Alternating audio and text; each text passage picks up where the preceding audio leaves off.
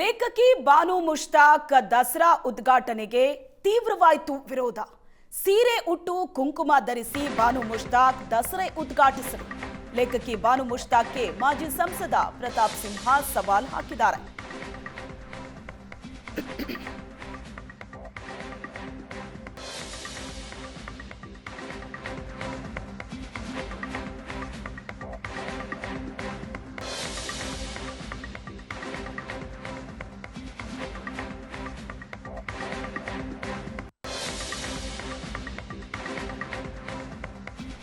ನೀವು ಸೀರೆ ಉಟ್ಟು ಕುಂಕುಮ ಧರಿಸಿ ಉದ್ಘಾಟನೆಗೆ ಬಂದ್ರೆ ಬೇಡ ಅನ್ನಲ್ಲ.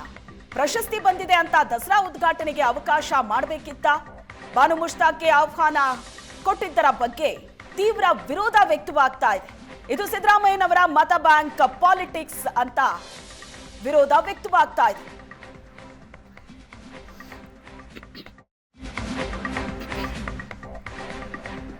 ಬಾನು ಮುಷ್ತಾಕ್ರಿಂದ ದಸರಾ ಉದ್ಘಾಟನೆಗೆ ಯದುವೀರ್ ವಿರೋಧ.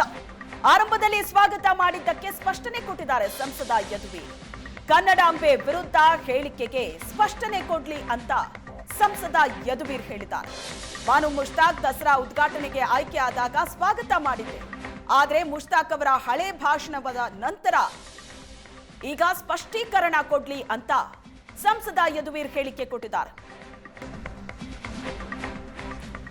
ಚಾಮುಂಡಿ ಬೆಟ್ಟ ಹಿಂದೂಗಳ ಆಸ್ತಿಯಲ್ಲ ಅನ್ನೋ ಡಿಕೆ ಶಿವಕುಮಾರ್ ಅವರ ಹೇಳಿಕೆ. ಡಿಕೆ ಶಿವಕುಮಾರ್ಗೆ ಪರಿಜ್ಞಾನ ಇಲ್ವಾ?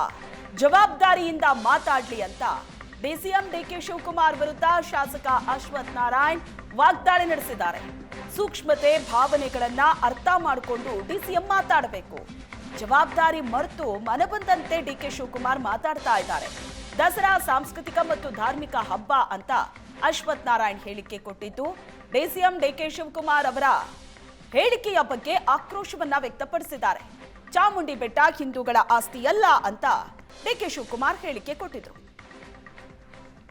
ದಸರಾ ಹಬ್ಬದ ವಿಚಾರದಲ್ಲಾಗಲಿ ಎಲ್ಲ ವಿಚಾರದಲ್ಲೂ ಗೊಂದಲ ನಿರ್ಮಾಣ ಮಾಡಿ ರಾಜ್ಯದ ಜನತೆಗೆ ಭಾಳ ನೋವನ್ನು ತಂದಿದ್ದಾರೆ.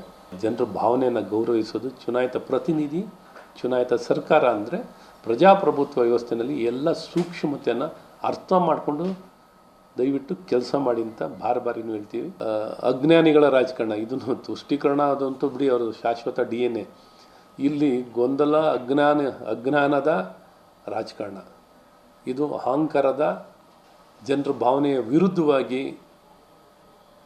ಮಾಡ್ತಿರೋಂಥ ನಿರ್ಧಾರಗಳು ಅಂತ ನಾನು ಭಾಳ ಸ್ಪಷ್ಟವಾಗಿ ಹೇಳ್ತೇನೆ. ಸೂಕ್ಷ್ಮತೆಯನ್ನು ಅಥವಾ ಭಾವನೆಗಳನ್ನು ಅರ್ಥ ಮಾಡಿಕೊಂಡು ಏನೊಂದು ಕಾಂಗ್ರೆಸ್ ಸರ್ಕಾರ ತನ್ನ ಮುಖ್ಯಮಂತ್ರಿ, ಉಪಮುಖ್ಯಮಂತ್ರಿ ಅಥವಾ ಇತರ ವ್ಯಕ್ತಿಗಳು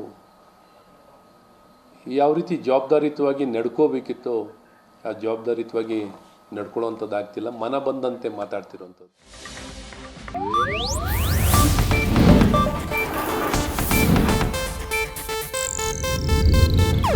ಇದು ಏಷ್ಯಾನೆಟ್ ನ್ಯೂಸ್ ನೆಟ್ವರ್ಕ್ ಪ್ರಸ್ತುತಿ.